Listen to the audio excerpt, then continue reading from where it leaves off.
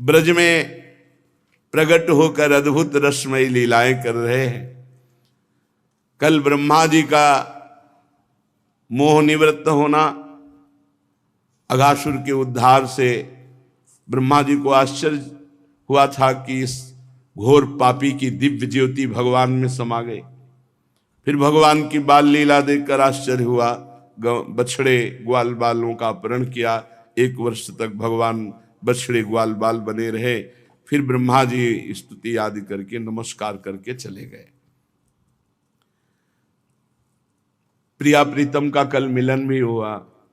रोज संकेत what may मिलेंगे। अब श्री कृष्णचंद्र जी की अवस्था 6 वर्ष की है। अब वो बछड़े चराने नहीं, अब गाय बछड़े सब एक साथ चराने की अनुमति मिल गई। अपने सखा ग्वाल बालों के साथ गौएं चराते हुए वृंदावन में जाते और अपने श्री चरण चिन्हों से वृंदावन की रज को पावन करते। कोई भी कण वृंदावन ब्रज का ऐसा नहीं जिसमें हमारे भगवान और प्रियाजू के चरण चिन्ह न हो। ये वन गौओं के लिए हरी हरी घास से युक्त एवं रंग बिरंगे पुष्पों की खान हो रहा था। अभी 25-26 वर्ष पहले की बात बता रहे हैं। इधर आप देखोगे केवल लताएं ही लताएं थी।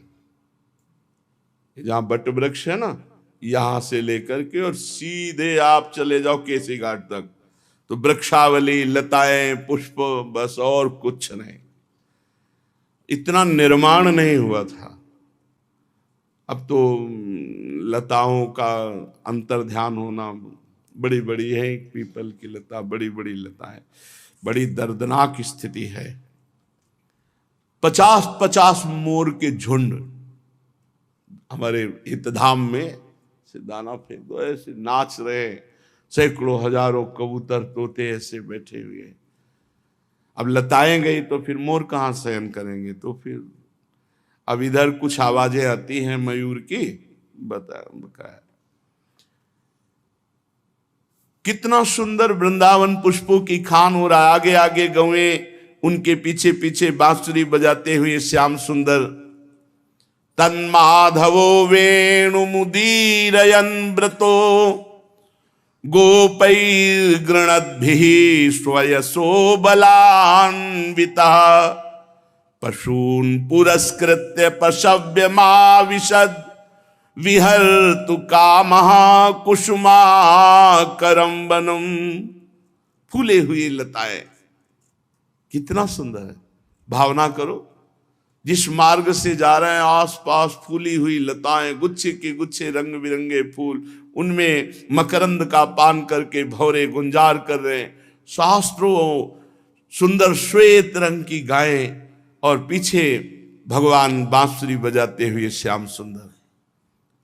फिर बलराम जी और उनके पीछे यश गान करते हुए ग्वाल बाल। इस प्रकार वृंदावन में प्रवेश करते।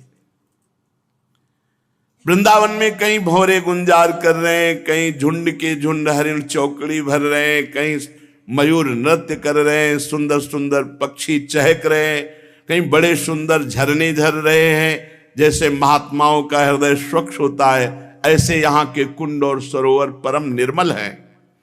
उनमें खिले हुए कमलों के सौरभ से सुवासित होकर शीतल मंद सुगंध वायु श्री वृंदावन की सेवा कर रही है। बड़ा ही मनोहर वन देखकर भगवान ने मन ही मन विहार करने का संकल्प किया।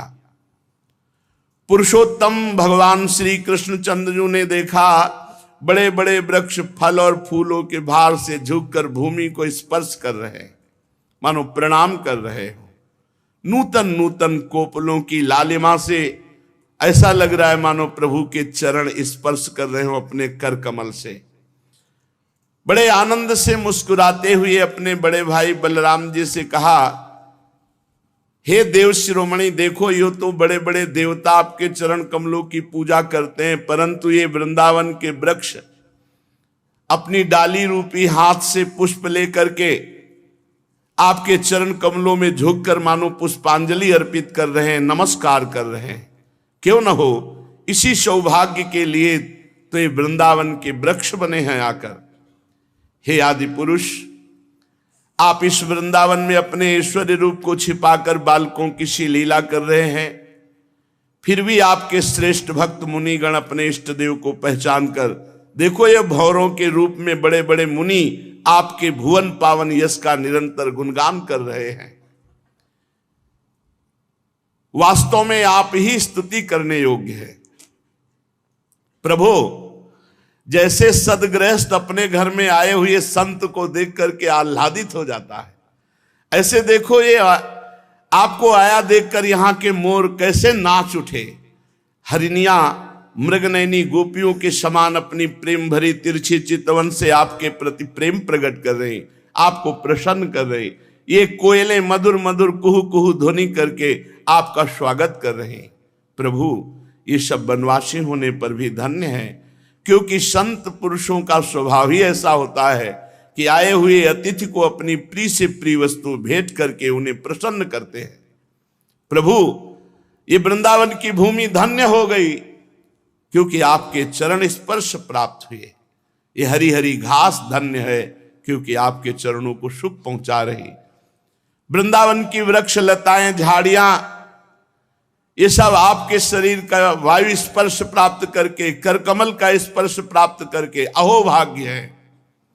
ये आपकी दया भरी चितवन, यहां की नदी पर्वत पशु पक्षी सबको कृतार्थ कर रही है।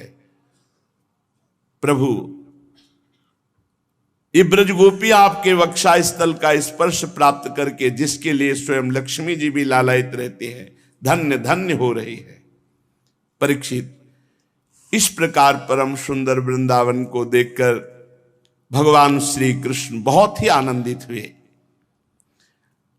अपने सखा ग्वाल वालों के साथ गोवर्धन की तराई में गौएं चराते हुए अनेक प्रकार की बाल लीलाएं करते।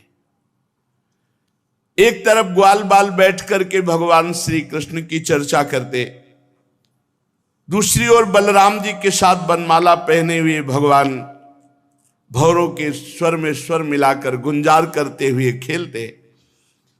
कभी कभी श्री कृष्ण कूजते हुए राजहंसों के तरह स्वयं कूजने लगते, कभी नाचते हुए मोरों के साथ ऐसे नाचते कि मयूरों को उपहासास्पद बना देते, कभी मेघ के समान गंभीर गर्जना करते, कभी बड़े प्रेम से नाम लेकर जिस गाय को पुकारते वही हुंकार करती हुई आ जाती।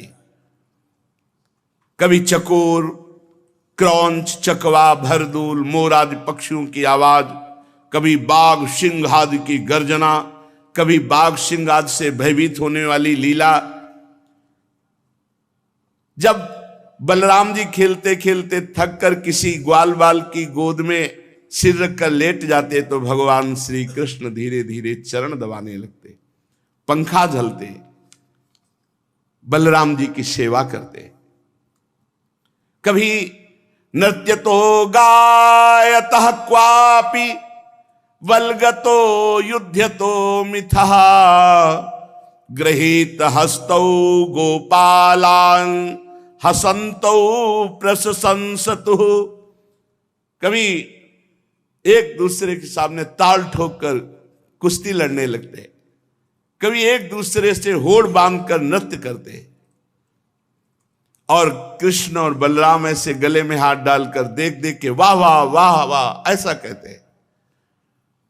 जब कुश्ती लड़ते लड़ते थक जाते, तो वृक्ष के नीचे कोमल पल्लवों की शैया पर ग्वाल बाल की गोद में सिर रखकर श्री कृष्ण बलराम लेट जाते, और मूर्तिमान पुण्यात्मा ग्वाल बाल भगवान श्री कृष्ण के चरण चापने लगते, अंगोछियों से हवा करते। किसी किसी के हृदय में प्रेम की धारा उमड़ाती, वो धीरे धीरे उदार शिरोमणि परम मनस्वी भगवान श्री कृष्ण की लीलाओं के अनुरूप उनको मन को प्रिय लगने वाले गीत गाते।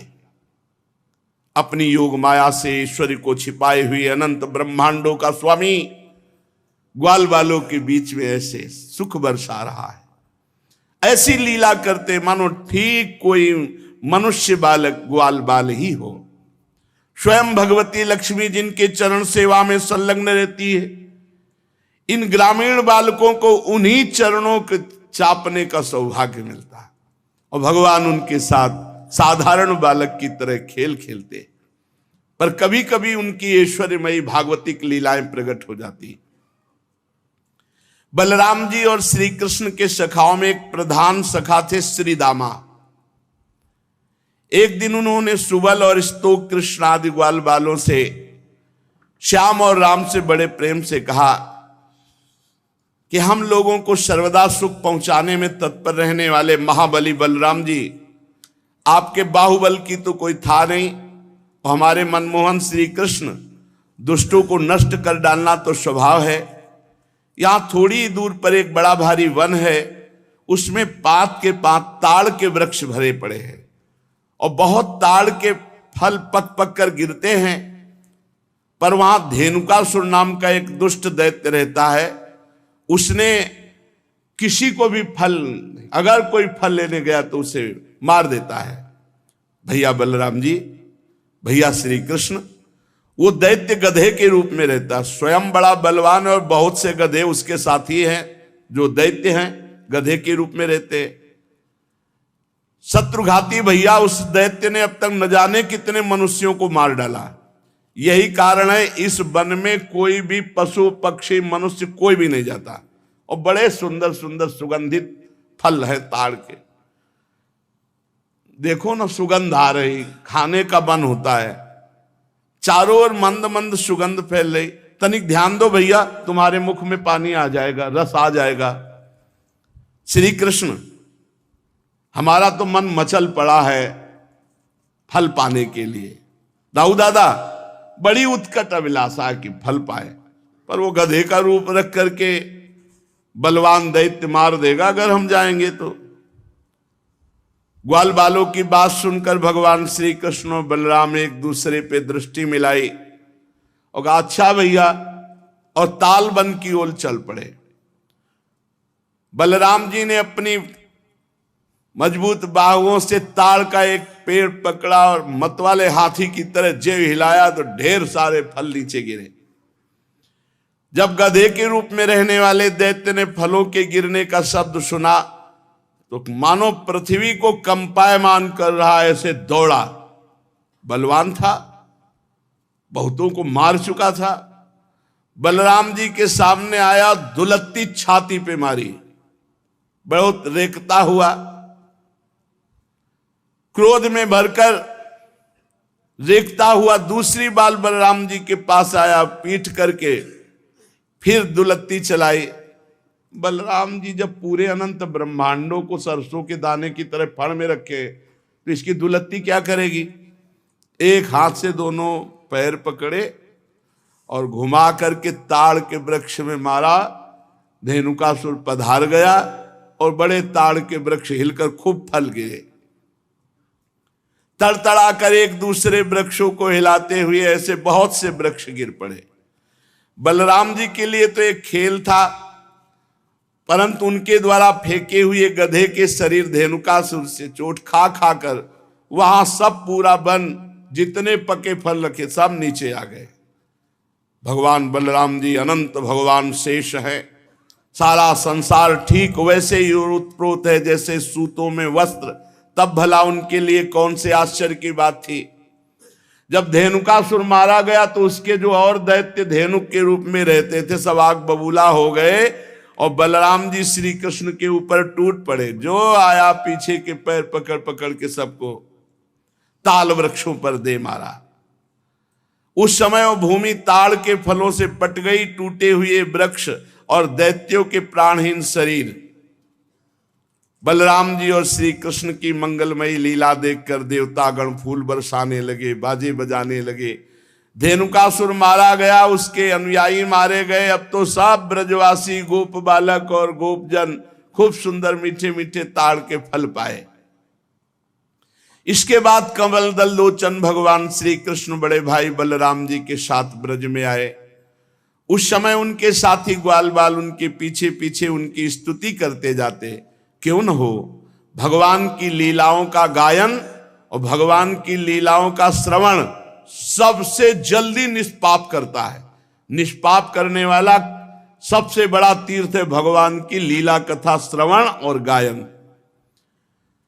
जिस समय पीछे पीछे ग्वाल वाल यश गान करते चल रहे हैं। आगे भगवान श्री कृष्ण तम गोरजस्फुरित कुंतल बद्ध बर्ह वन्य प्रसून रुचिरे क्षण चारुहासम वेणुम क्वणंतमनुगैरनुगीत कीर्तिम गोप्योदिद्रक्षित दृशोभ्यगमन समेता। उस समय भगवान श्री कृष्ण की घुंघराली अलकावली गौओं के खुरों से उड़ उड़ करके रज, माथे पर अलकावली पर, सिर पर मोर पंख का मुकुट और केश पास में सुंदर जंगली पुष्प सखाओं ने गूथे, नेत्रों में मधुर चितवन, मुख पर मनोहर मुस्कान और मधुर मधुर मुरली बजाते हुए ग्वाल बालों के साथ ब्रज में प्रवेश कर रहे हैं।